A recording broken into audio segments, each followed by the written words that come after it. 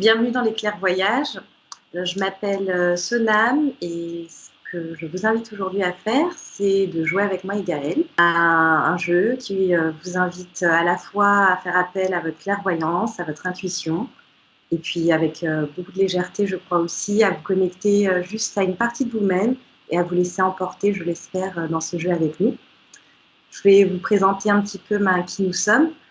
Est-ce que tu veux commencer, Gaëlle, par ce que tu fais toi ? Alors, bonjour à tous, moi je m'appelle Gaëlle, je suis artiste et clairvoyante et je propose des accompagnements, notamment à partir de clés vibratoires. Donc, ce que j'appelle des clés vibratoires, ce sont des dessins que je réalise par canalisation, donc de manière intuitive, qui informent d'une manière différente la structure de la personne et qui répondent à une intention de départ. Vous pouvez me retrouver sur Facebook et sur YouTube sous le nom de Messagère du Silence. J'ai également un site internet sous ce nom-là.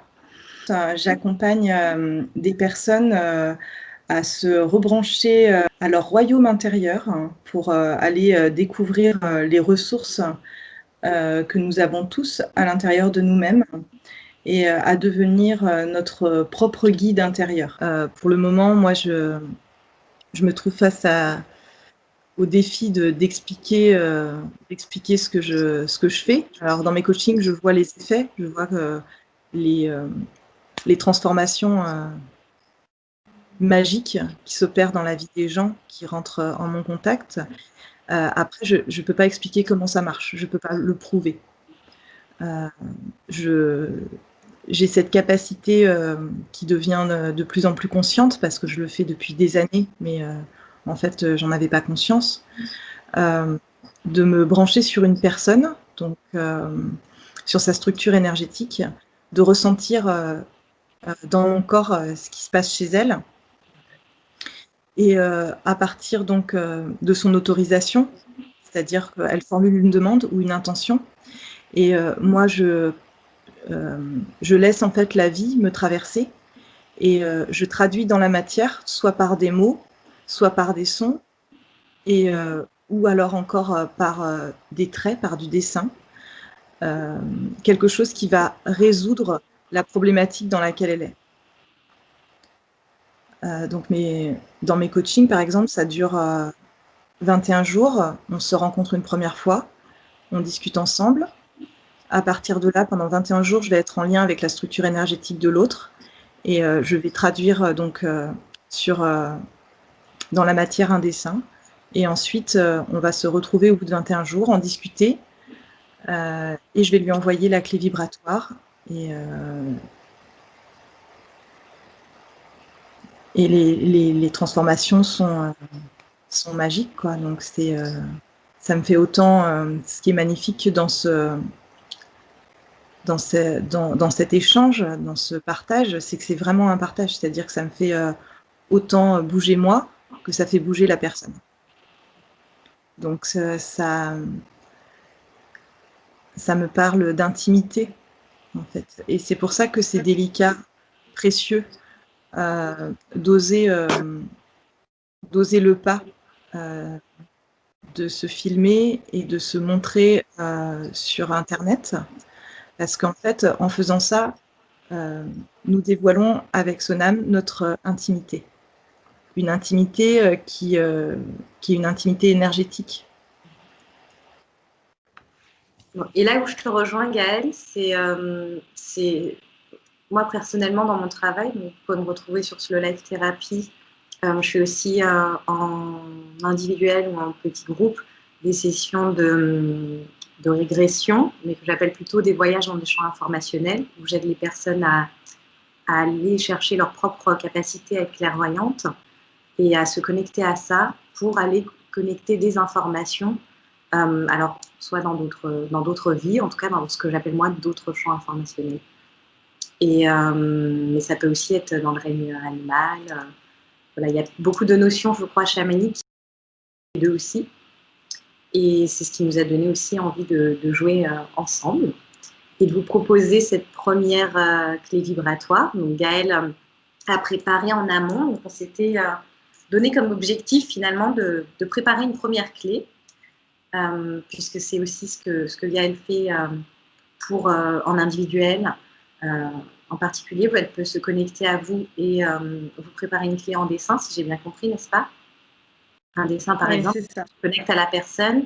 Et là, en l'occurrence, ce que tu as fait, c'est que tu t'es connecté à ce qui allait se passer aujourd'hui entre toi et moi, et donc avec les personnes qui vont nous regarder, pour créer un dessin.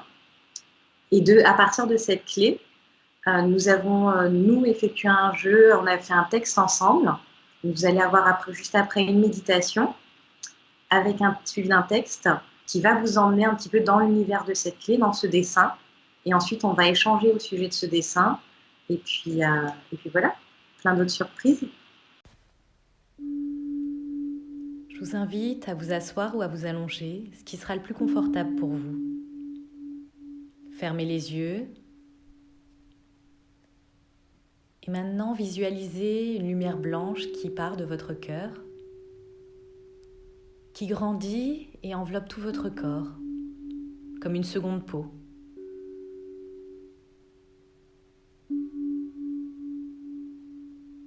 Et cette peau s'élargit et devient une bulle autour de vous. Une bulle blanche dans laquelle vous demeurez, ici, debout.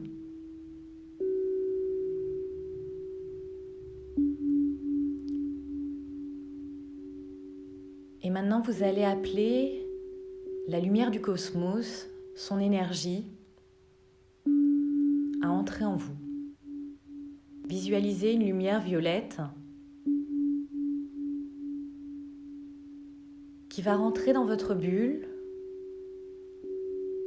par le sommet de votre crâne et qui va remplir toute votre bulle, qui va la remplir de sa lumière violette.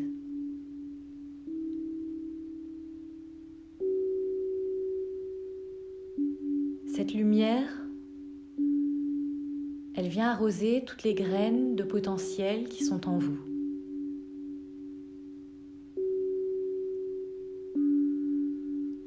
Et votre bulle se remplit depuis le sommet du crâne jusqu'aux pieds.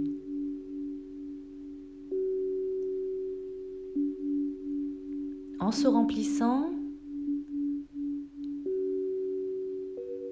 votre bulle, votre corps, comme le serpent en mutant, offre sa seconde peau, celle dont il n'a plus besoin, à la terre.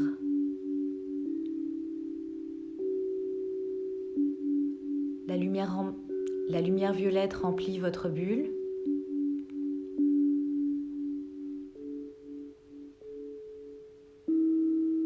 Et ce dont vous n'avez plus besoin s'échappe par les pieds. Vous offrez à la nature, à la terre, les énergies dont vous n'avez plus besoin.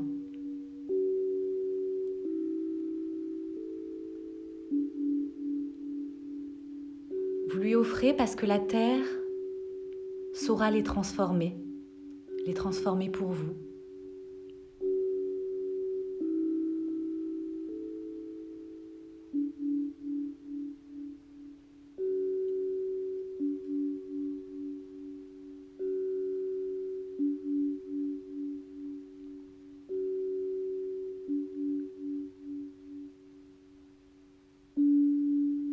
Et la lumière, comme des faisceaux lumineux, celle du cosmos, continue de vous abreuver, de vous arroser.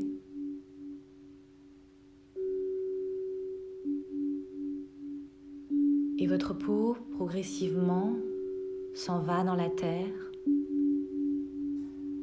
se transforme.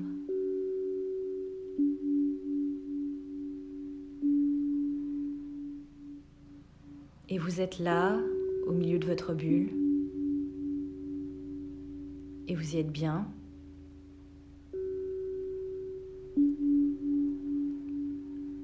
Vous ne jugez pas de ce que vous êtes. Vous êtes là, simplement. Vous ne cherchez pas à voir ce qu'il y a, à quoi ressemble cette nouvelle peau. Est-ce qu'il y en a une? Vous êtes présent à la lumière du cosmos qui continue de vous traverser du sommet du crâne aux pieds.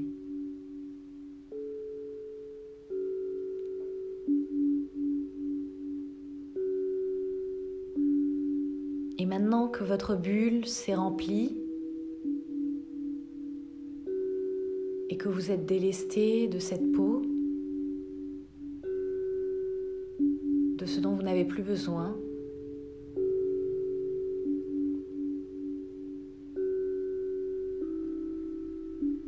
vous refermez le sommet du crâne et vous demeurez dans l'énergie que vous avez engrangée.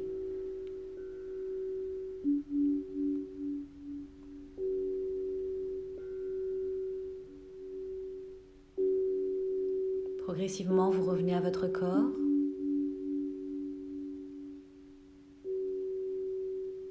Vous ouvrez les yeux.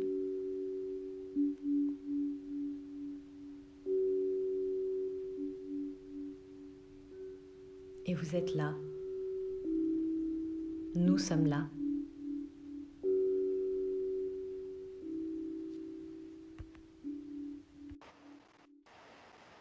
Voilà, donc la première clé vibratoire que nous vous proposons, sur laquelle nous nous sommes branchés toutes les deux et nous vous avons écrit un texte qui, si vous vous autorisez à entrer en résonance avec, ça va venir soigner quelque chose à l'intérieur de vous.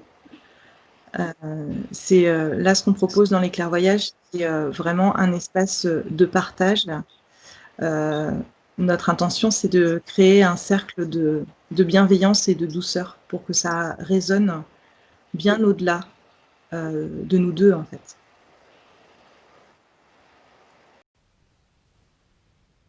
La vie est un précipice dans lequel je peux plonger par la voie du mystère.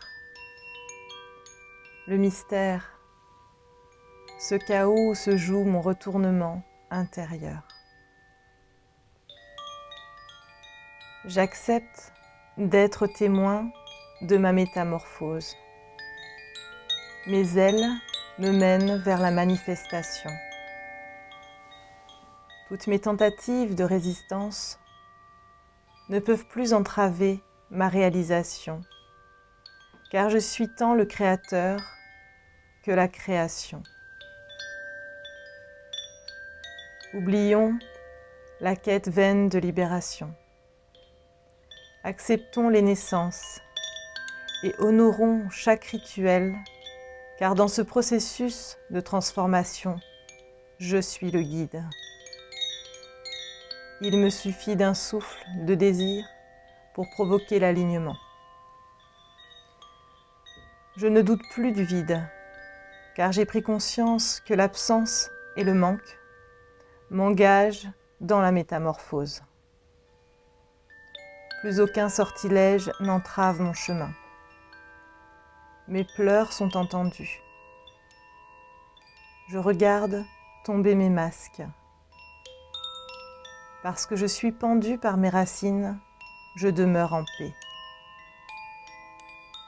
Désormais, au service de ma présence, elle est ma clé, la magie qui ouvre sur d'autres mondes. Le sphinx est mon emblème. Même au cœur de l'obscurité, la puissance du serpent me traverse. À chaque instant, cette puissance devient l'axe autour duquel l'énergie de la Terre peut me recalibrer. Je renonce à mes anciens repères et je prends le risque d'être un papillon. Mes antennes m'aident à me diriger dans l'inconnu, à découvrir le passage à l'intérieur de moi-même. Je suis autant le portail que celui qui traverse. Je suis la clé de la vie. Donc là, il y a ton dessin, il y a ta clé. elle a de nombreuses portes, vraiment une multitude de portes à ouvrir. Si là, tu dois en choisir une, tu prends laquelle maintenant? Je m'autorise à être moi-même. J'ose être moi-même.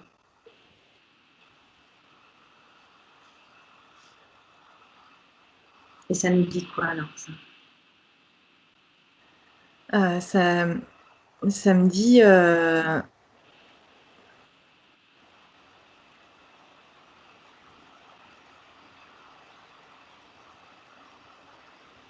j'ai le droit de faire des erreurs.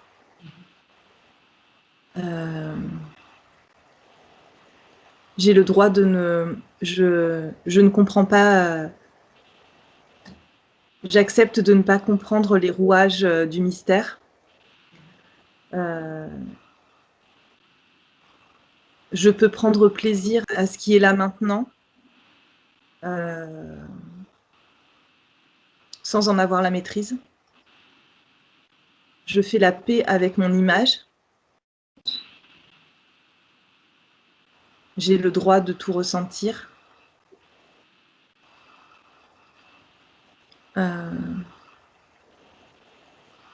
Je peux ressentir de la bienveillance et de la douceur envers moi-même. Et je peux laisser cette bienveillance me traverser et rejoindre les autres. Donc, oser être soi, c'est oser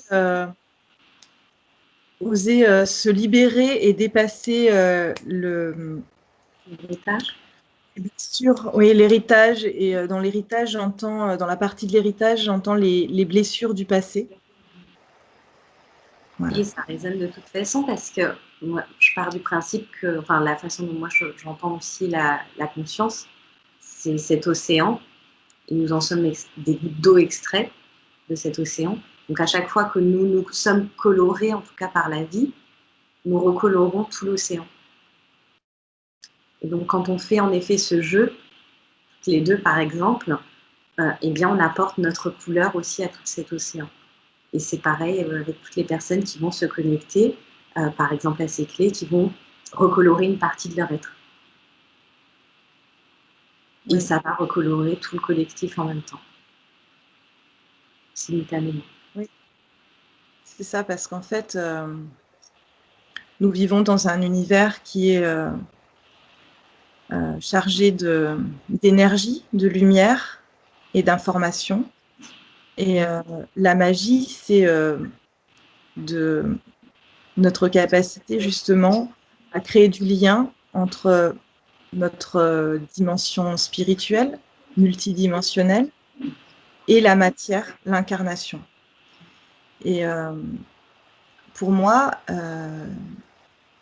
l'une des voies actuelles qui nous est proposée, c'est le chant.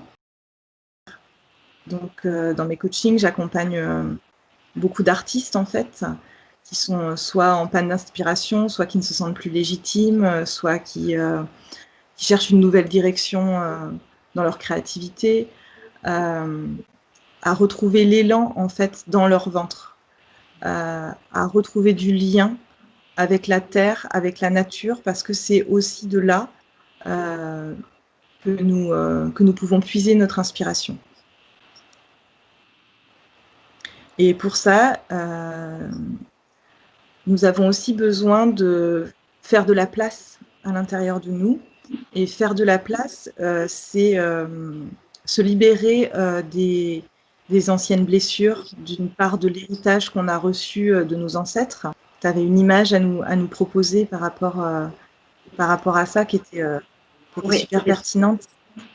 Alors, déjà, il y a plusieurs formes d'héritage. Il y a déjà l'héritage culturel qui est le judéo-chrétien, d'une part. Bon, on ne va pas spécialement rentrer là-dedans, mais il y a l'héritage, en effet, des blessures. Là, c'est par exemple, on vous mettra dans l'image, mais les stigmates que saint François d'Assise reçoit du Christ. Et en effet, le personnage ici me faisait vraiment penser à la clé.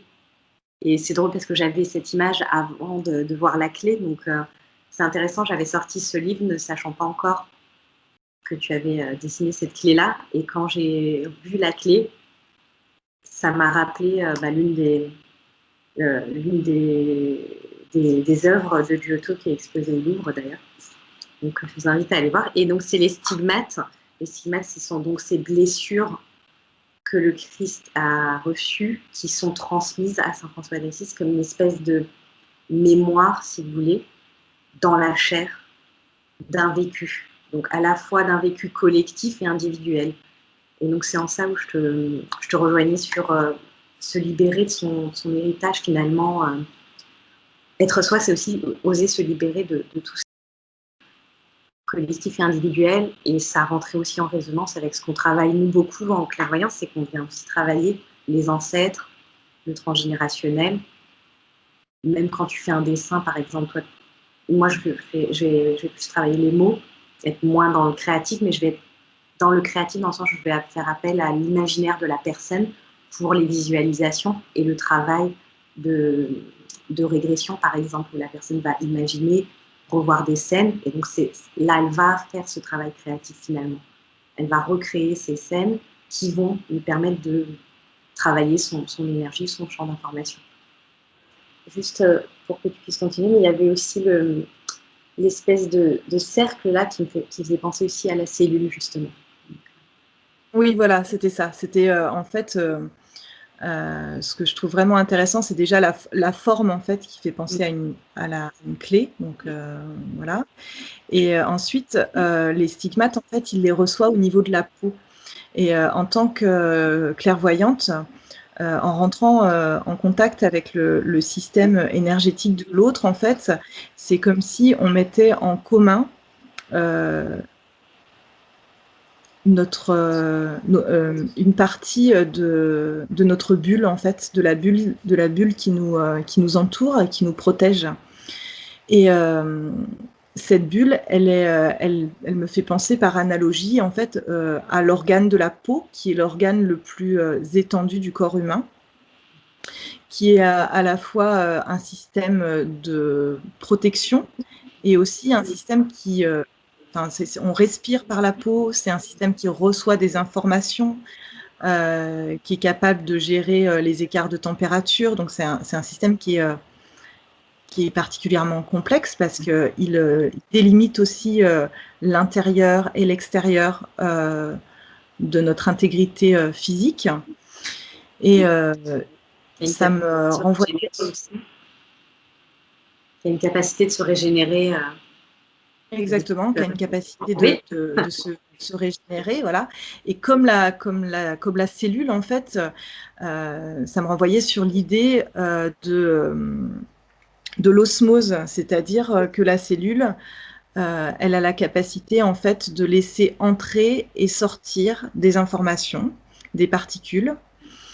Et elle a donc une paroi qu'on dit semi-perméable.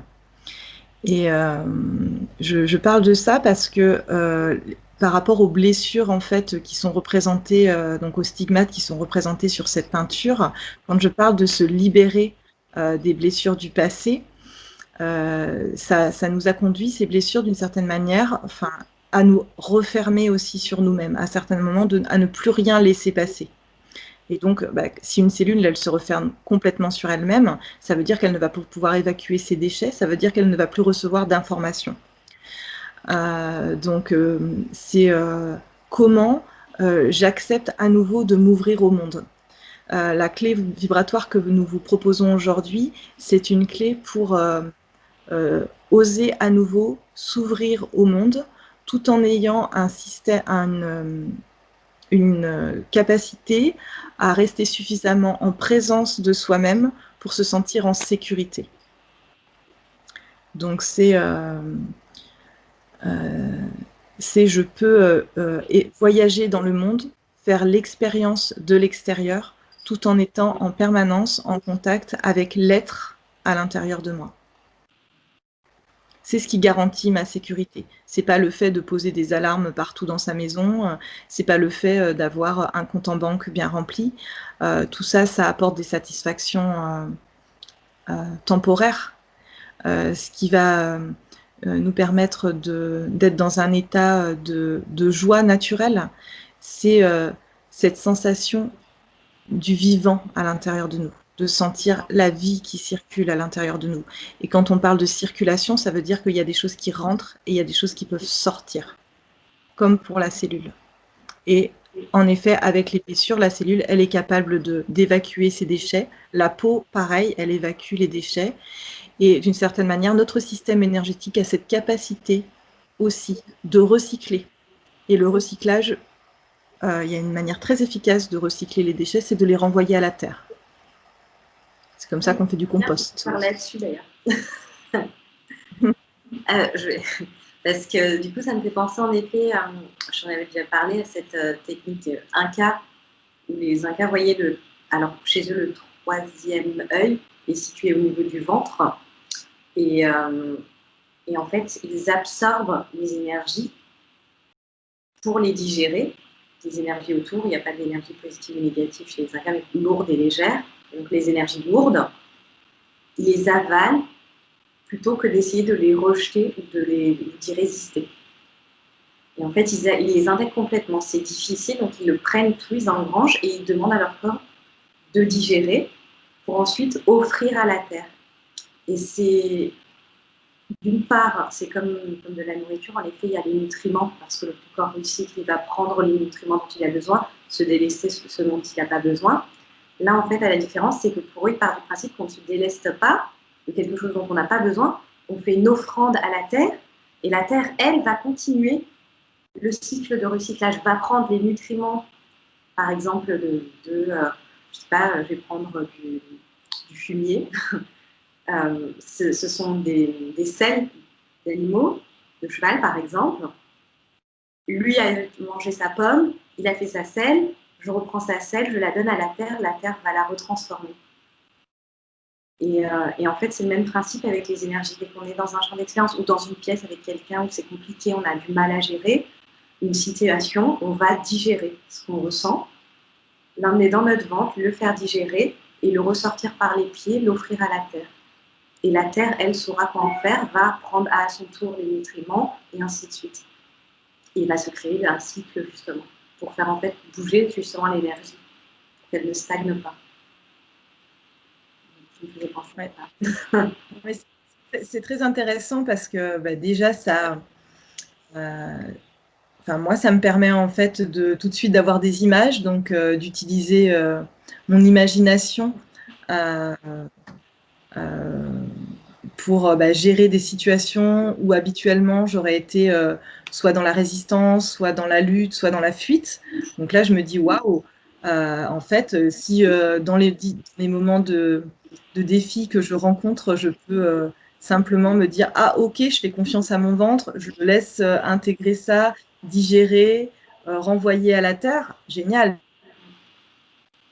Et je peux voir ce qui se passe. Et en fait, ça me renvoie sur l'enfant intérieur, sur cette innocence et si on accepte de jouer, de voir ce qui se passe. Donc, moi, je trouve ça super. Et en plus, je m'avais déjà proposé cette technique. Et pour l'avoir testé, c'est incroyablement efficace. Donc, voilà. Et quand tu m'en parlais, moi, ce qui m'est venu à nouveau, j'ai aujourd'hui des informations qui viennent et les images qui me viennent, c'est des images qui sont très liées à la biologie, au système médical. Donc, voilà. Et là, ça me renvoie sur l'homéostasie. Donc, l'homéostasie, ça fait partie des lois fondamentales, en fait, sur Terre. Il y en a quelques-unes.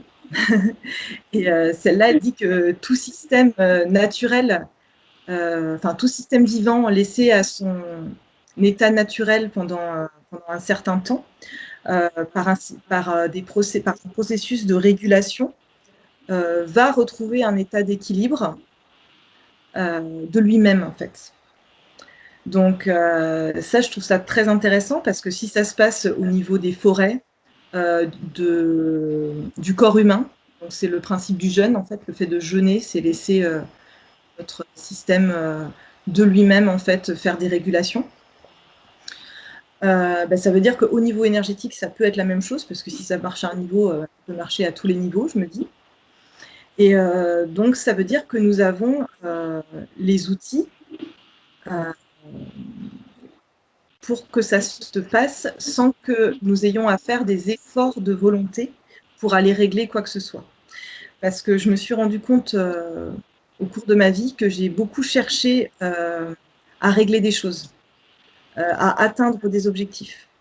Et en fait, plus j'essayais de régler des problèmes, plus ça résistait, jusqu'au jour où je me suis dit, ok, en fait, je m'y prends complètement de travers. Et c'est en acceptant de prendre une autre posture, de regarder les choses sous un autre angle de vue, que j'ai vu qu'en fait, plus je considérais les choses comme un problème et comme quelque chose à régler, et plus ça créait de la résistance. Donc en fait, maintenant, j'informe mon système quand il y a quelque chose qui est de l'ordre du défi. J'informe mon système que c'est ma solution. Et j'envoie comme message à la vie, ok, j'accepte de respirer ce qui est en train de se passer là, et je te laisse faire. Ça ne veut pas dire que je vais rester passive. Ça veut dire que je vais juste agir dans la sphère de mes possibilités. Donc, s'il y a un courrier à écrire, je vais l'écrire. S'il y a un acte à poser, je vais le poser. Mais après, je ne vais pas ruminer dessus. Je ne vais pas y revenir. Je vais laisser la vie, comme disait Sonam tout à l'heure, recycler ce qui est en train de se passer sans intervenir. C'est l'idée qu'en fait, je n'ai pas à contrôler les battements de mon cœur. Il y a une partie inconsciente en moi qui le fait très bien. Donc, j'ai besoin simplement de faire de la place, d'accepter de faire du vide, parce que c'est comme le fait de jeûner, c'est à un moment donné de ne pas rajouter des informations, de ne pas être justement dans l'action, dans le faire, mais comment je peux faire pour revenir dans l'être. C'est, je pense, toutes les deux, le mouvement dans lequel on est depuis plusieurs années. Et ça se fait, hein, donc c'est un processus, ça prend du temps, mais peu à peu, nous nous laissons respirer par la vie. Et ça passe aussi par, je crois, un moment, par de la méditation aussi. Ça peut aider aussi à, en tout cas, comprendre ce mécanisme, comprendre ses instincts. Alors, je ne parle pas de méditation guidée, justement. Parce que je pense que là, ça nous envoie sur d'autres choses. Mais à juste simplement être présent à son cœur. Donc, si vraiment on a besoin d'outils, il y a les outils de cohérence cardiaque qui permettent d'aider à respirer avec les battements de son cœur.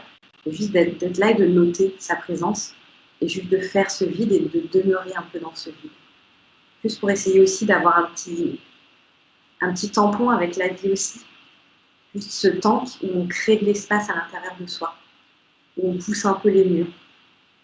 Et là, je peux respirer parce que je pousse un peu les murs en étant juste là, présent à moi-même, pour moi-même, sans aucun autre objectif.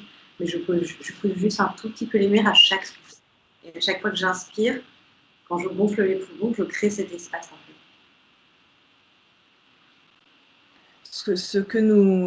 L'expérience que nous sommes en train de faire, elle peut être agréable ou désagréable. C'est le jugement d'une part de nous. C'est comme quand on mange un plat, en fait, on goûte quelque chose et ça nous plaît, ça nous déplaît, en fonction, en fait, de tout un tas de critères qui peuvent être culturels, qui peuvent être liés à plein de choses. Et à un moment donné, je veux dire, ce qu'on est en train de vivre, on le vit. Et le premier pas, c'est d'accepter ce qui se passe. Et souvent, ce premier pas, on ne le fait pas. C'est-à-dire qu'on commence tout de suite à vouloir nous engager dans soit un processus de révolte contre ce qui est en train de se passer, soit dans un processus tout de suite d'acceptation et d'intégration. Il y a tout un tas de stratégies possibles, alors que juste simplement, il y a ça qui se passe, ok, j'accepte. Ça ne veut pas dire que je vais ne pas poser des actes après pour modifier les choses. Ça veut simplement dire qu'à l'intérieur de moi, j'accepte de le respirer, de ressentir toutes les émotions qui sont là maintenant. Je ne bloque rien. Après, un moyen justement de le respirer, donc ça peut passer par une méditation guidée, ça peut passer par un temps de silence, juste de ressentir dans son corps ce qui est en train de se passer. Ça peut passer aussi par un travail avec l'imaginaire. Je pense qu'en effet, que ce soit la méditation guidée ou le travail artistique, créatif, etc., ce sont des portes d'accès qui sont peut-être plus douces, parce que c'est vrai que quand on vit par exemple un deuil ou quelque chose qui est confrontant, accepter simplement et de se poser, d'être dans le silence, ça peut représenter une forme de violence. Hors situation compliquée à l'instant où on va se poser, mais juste pour appréhender l'espace en soi et qui progressivement va créer un tampon nous permettant d'accueillir les choses aussi et de les laisser traverser. Parce que plus tu as de chaos dans ton armoire, plus c'est compliqué d'y voir clair. Et je pense que c'est intéressant d'alterner selon le temps et le moment, en fait. Justement, les types de méditation et selon le besoin. En effet, après, je te rejoins tout à fait. Il y a des personnes qui sont... Enfin, tout le monde est créatif, mais pas de la même manière. Et je pense que il y a des personnes qui ne sont pas forcément à l'aise avec un crayon ni à l'écrit, ça peut être danser, ça peut être chanter, ou ça peut être en effet utiliser une méditation guidée qui va permettre d'utiliser l'imaginaire autrement. Mais en tout cas, d'être dans cette forme d'expression et d'exploitation des vibrations qui sont là.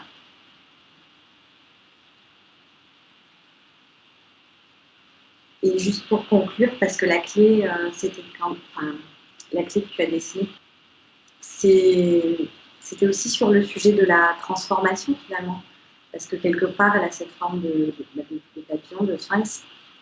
Et cette transformation-là, elle nous oblige à passer par tous les cycles de la vie, ce que tu disais tout à l'heure. De rentrer dans ces cycles. Qu'est-ce qu'on peut dire à ce propos-là? Encore une fois, c'est ce qui est magique avec l'idée de la transformation, c'est que ça se fait en dehors de notre contrôle. Quand je plante une graine, le moment où elle va germer, c'est pas moi qui le décide. Pour que la transformation, la métamorphose se réalise, j'ai à créer un contexte. C'est-à-dire, j'ai à choisir l'environnement dans lequel je vis.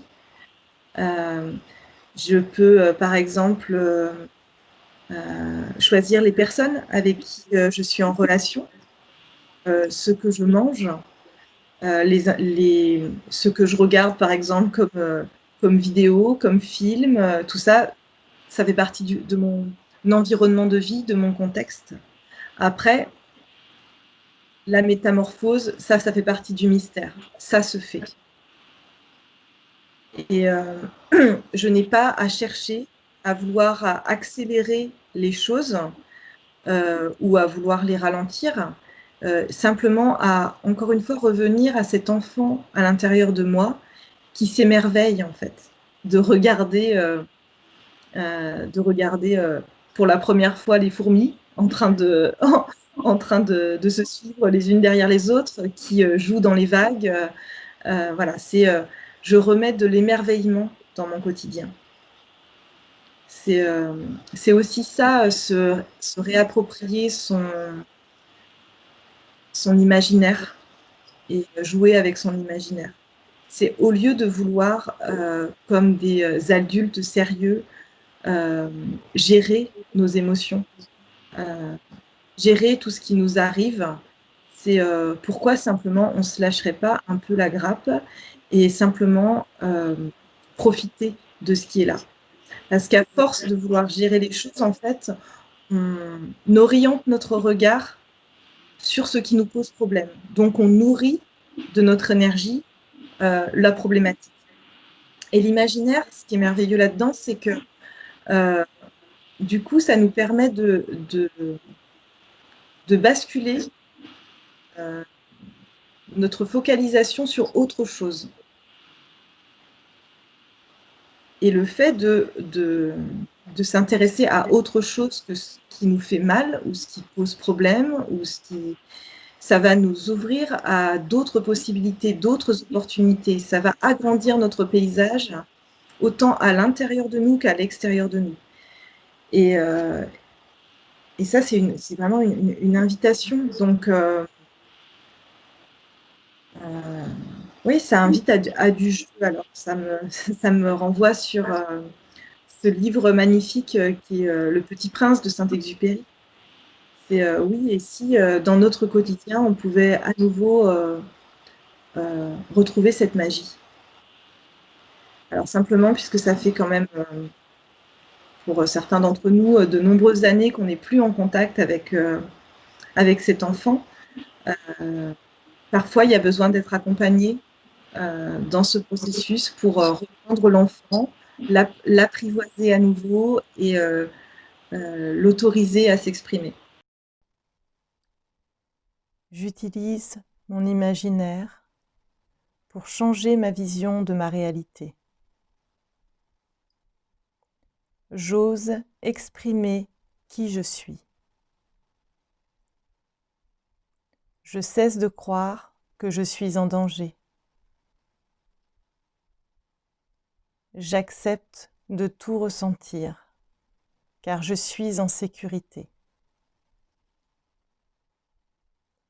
Je peux sentir qu'une part infiniment aimante prend soin de moi. Je fais confiance à la vie, même lorsque je ne comprends pas. J'accueille à l'intérieur de moi la douceur et la tendresse.